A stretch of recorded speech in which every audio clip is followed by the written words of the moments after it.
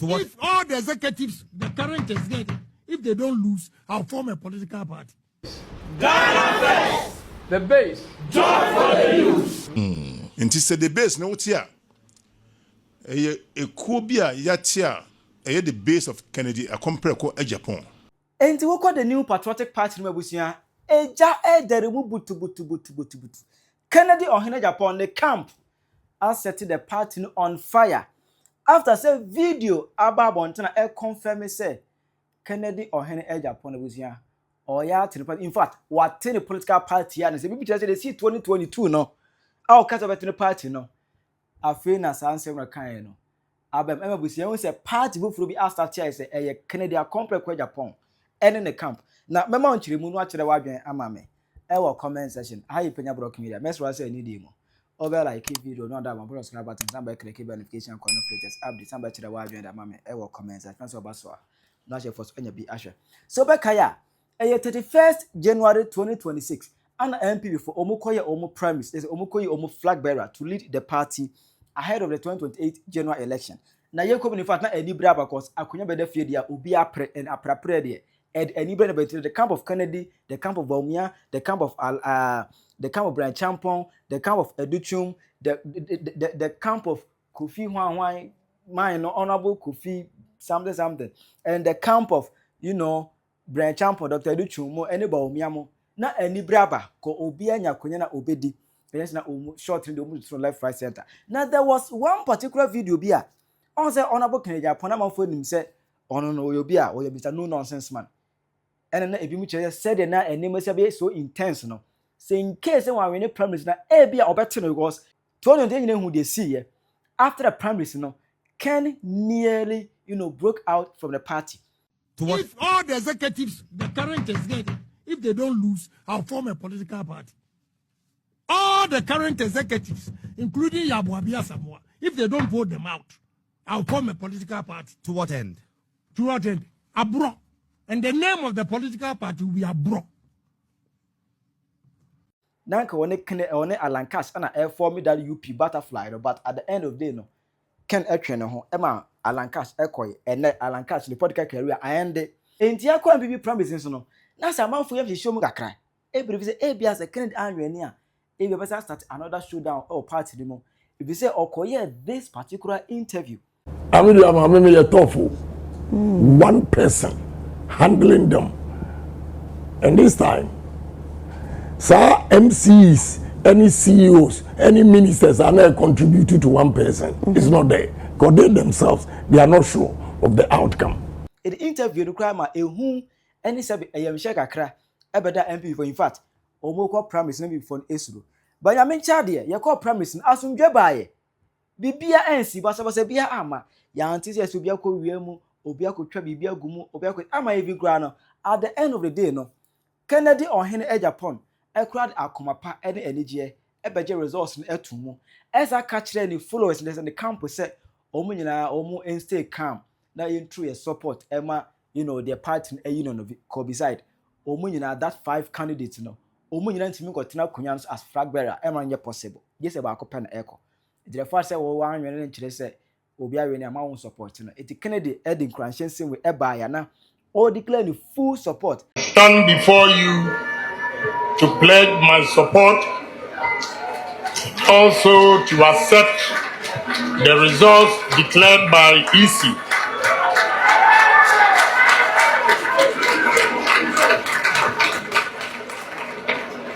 The delegates have spoken,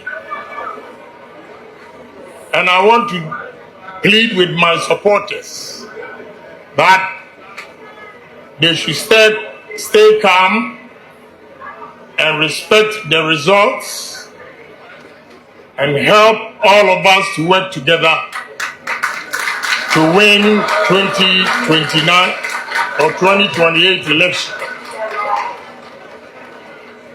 I want to advise my supporters. First, I want to thank you, but I advise that in election, you can win and you can lose. So if you lose, you have to accept it in good faith.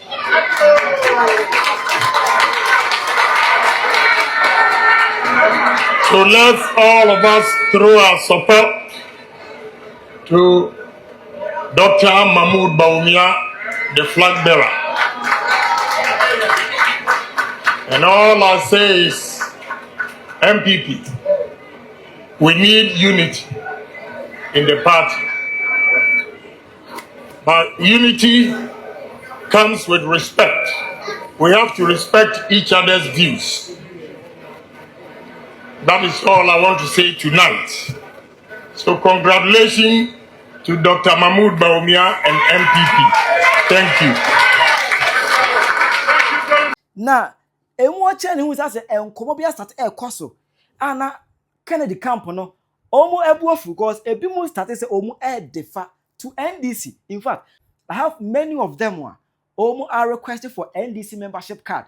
Ebi mu say just now no they are not building political party, but they are building Ghana, and omo so mo kan no abeye expose towards NPP. Any other say ebi mu de abufuo move free NPP, all because say Kennedy army flag bearer.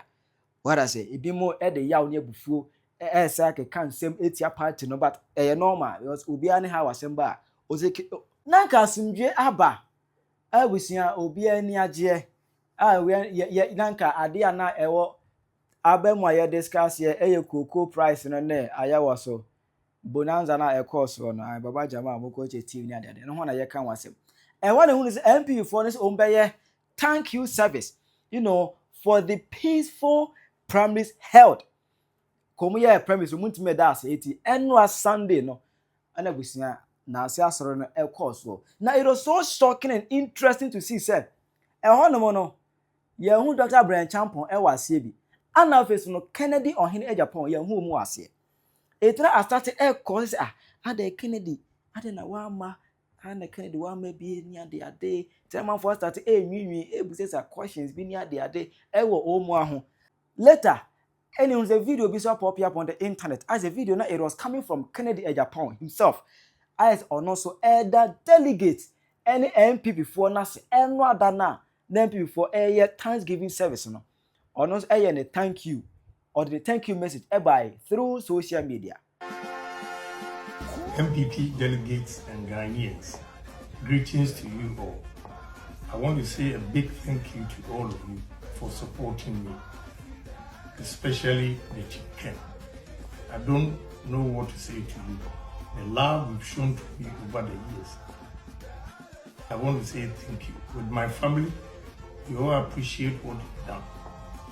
We will never forget you. Delegates, whether you voted for me or not, I still appreciate your opinion and say thank you.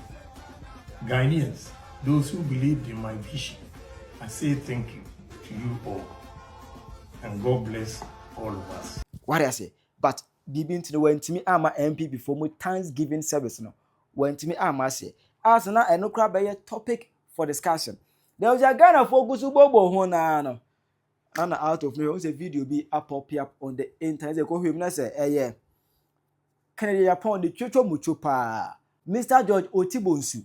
I say now you're one of the financiers of NPP. Or no any some squad be omakomwa bomu. I say omo from the base.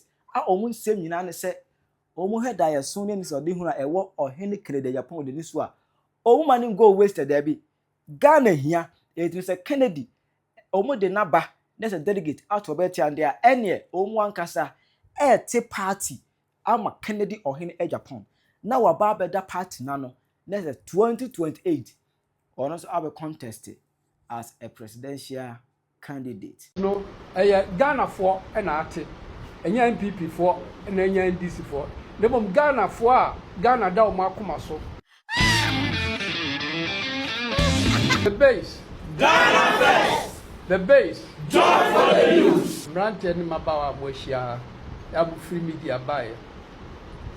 The framework behind we or a dear Baku Penti. And it's and then now. Yeah, Danny, the entire yati bibi I find the base no. The entire yati no, and then I done the actually would be if we say yeah, the cast a Republica a toss 9 our Ghana moon. If you have the assembly and sending ya ya gro so kro ekuo mienu pe na adi Ghana ni NDC NPP na zuhwemu a parties mienu nyina eniema esese Ghana yenya no anase koso wo Ghana no ebia ni wa koso enkanka mrantie eni mabawa eniema da wo makoma so zenka o ma no ye de boa wonom no ebia ni wa aba ekuo mienu nyina wo mo adi ehwammo ewo se wo mba ye bibia fa corruption ya eye dwirim pa die ewo Ghana ha omo nyoye emrante ni mabawa adwuma a omo nie nyina omo nya hu bibia afei ibi eniema a hese omo si adan ni akwan a omo si nyina akwan omo ya na otwe enu na etutu ensuo to na ahorokọ bridge card ni topim le kakra bi na ebuegu ni nyina yehwe na ekoso eso Ghana parties menu ya na ediso eni bibi fufuro bi a ewo ho na sa okofa NPP anasa NDC a it is obonsam na epu ebunumu na wo choose mu baako obonsam nye epu bunumu nso nye so eno a na yete ho entimi nkoso se ya na mra so se sa tefra hwe ase no emutu edane no yesesa no eno ti na yeti the base eno baba ye third force anasa ku etoso miensa ya eba na baba gi abunkam ne ewo ho ni nyina so na de nipa abre omangan base no Ghana fo na ate enya NPP fo na enya NDC fo ne bom Ghana fo a Ghana da o makoma so wona o mo do nokre wona o mo hia atentene wona pepe yo ewo o mo abrabom wona discipline ewo o mo ho na fe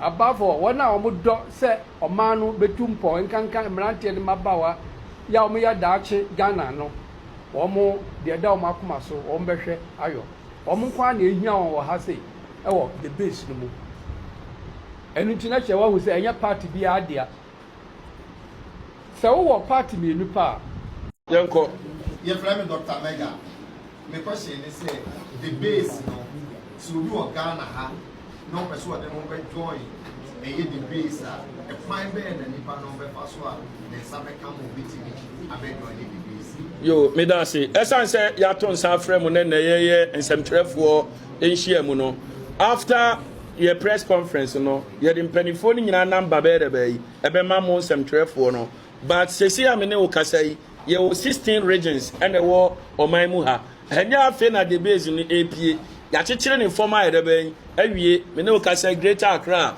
ye mpanifo ho mo ye 16 regions ni nyina the base no eko ba bia ba ebe ma mo specific numbers mo ye mo press release na mo di begu dia be ase obi bia na ho Ghana fa na ba bia opeso John the base no mbe call it through sa number na ba santimantem ga mugina de for now headquarters ha na mugina Danny Farmer Ashtown ebe Abyss Park obi bia dinani e kire ha 24 hours your office night ebe abie madam wase Emma, we are like, is this a joke or something?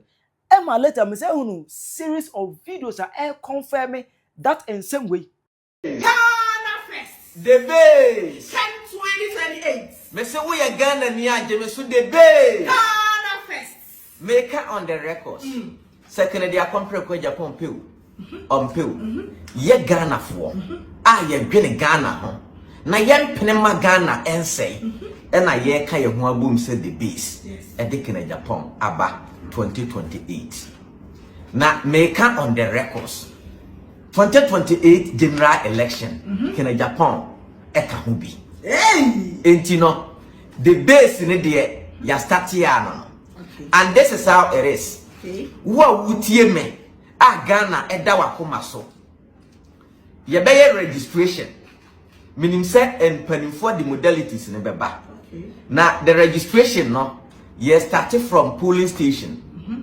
Every polling station dia no we said the NPP ni NDC for one limited number no. Ye the base dia ye ne limited number. Ghana ni bia why na adwene say or support to Agyapong mun register.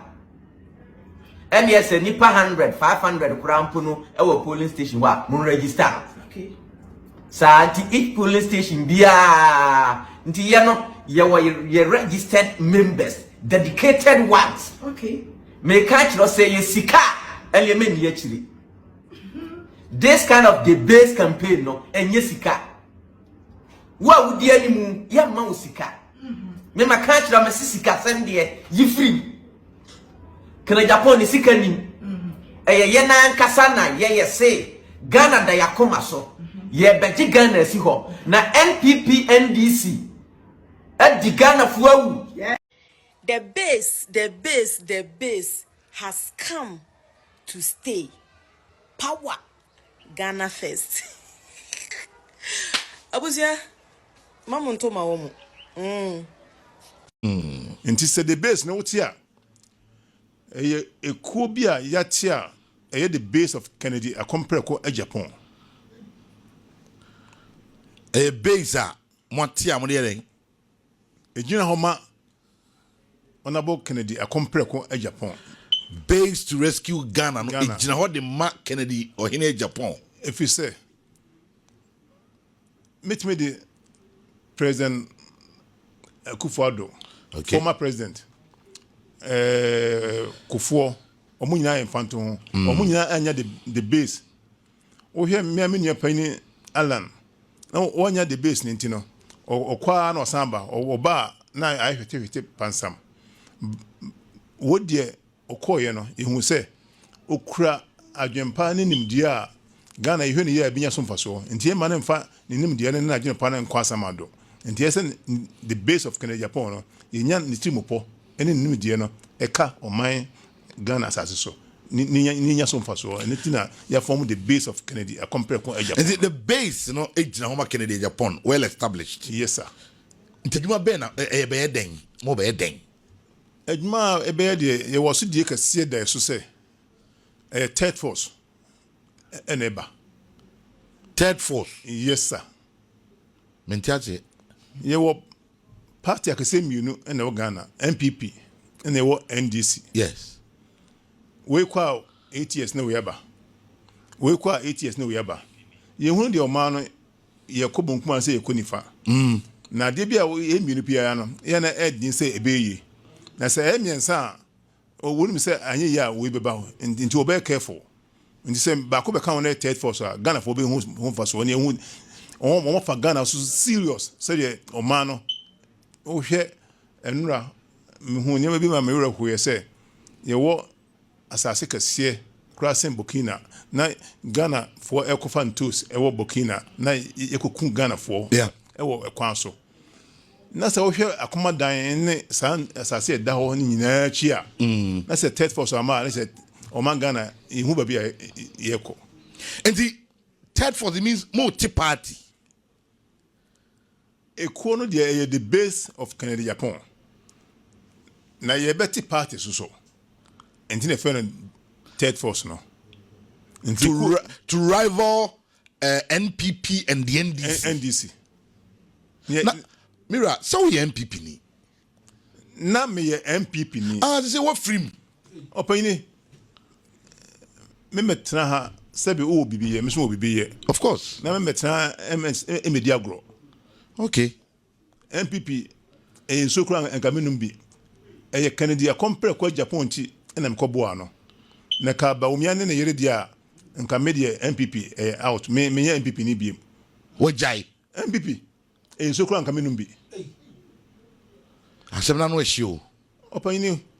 Because I've known you to be obi a wabo NPP. Ejama ade we no e the serious confusion. Abesi NPP party say say and the Kennedy Japan what ne ho and I say want ne ho because for sure without the consent of Kennedy or Japan obi antimi kan ho mom say you form a party bi dia man no all for me say wa meda no a nonsense enti be mu say ana o matima form a party na ono mu advocate but be mu kira say da bi Kennedy onanye ne ho da kura so obeyesa e ma ni tirimu kura da. So it is not a case that if Ken could not go for the Thanksgiving service, it means that maybe he's not supporting the party or probably the news about he's going to go in. Start a whole new party for himself. It's completely untenable. But that would be out of bad faith. I mean, people have asked, President Akufo Addo was not there, so is he also going to start his own party? President Akufo was not there, is he also going to start his own party? I didn't see my sister Rebecca Akufo there. Is he also going to start her own party? I'm not so sure about Atacha, who everybody knew was very instrumental in Bawumia's campaign. I've not seen him in any of the pictures. Assuming without admitting he was not there, does also mean that his loyalty to the party is unshaken. Were you there? Come again? Were you there? I wasn't. I was also out of town, like Ken. Ken himself was out of town. Ken himself was out of town. But I'm here speaking for the party, and I think that should be enough. And man, the Trimo Ken so won that crass, obvious, and a amount for Nangasana, na Candy or Yana Johnson or Betino. I'm a Bussian way, we are yet to hear from Kennedy or Agyapong as to what I say, and someone a Chogo Montenesono, a wine and a chance. Why they forward that agenda? Why they promote that the base agenda? No, who bet much the wide and amame? Do you believe that Ken air ten home? And I said, there be the Omu Yende Ken Enya and Arjunida. It was for sure. We're trying to support even Eno Akwana Wardasian or trying to support Edema the NPP agent away from all these things. Who bet much the wide and amame? A comment session. I Penyah Media. Agra.